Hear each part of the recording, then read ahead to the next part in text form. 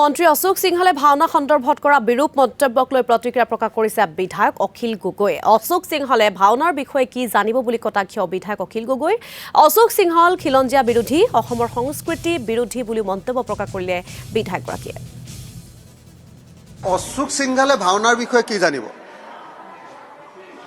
মই সদায় কৈ থাকো যে অশোক সিংহাল ক'ৰ মানুহ, অশোক সিংহালৰ ঘৰ ক'ত?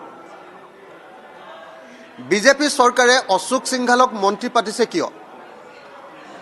Ashok Singhal out and out আমাৰ খিলঞ্জীয়া বিৰোধী, অসমৰ সংস্কৃতি বিৰোধী এজন মানুহ। তেওঁ কথা বাৰ্তাত দেখিছে নাই উত্তৰ ভাৰতৰ দাদাগিৰিৰ বাহিৰে আন একো নাই।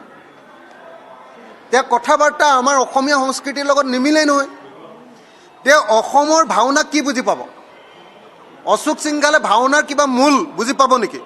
বান্দৰে নাৰিকলৰ মূল যেনেকৈ বুজি নাপায়, অশোক সিংহালেও অসমৰ লোক সংস্কৃতিৰ মূল, অসমৰ বৰগীতৰ মূল আৰু অসমৰ ভাওনাৰ মূল বুজি নাপায়।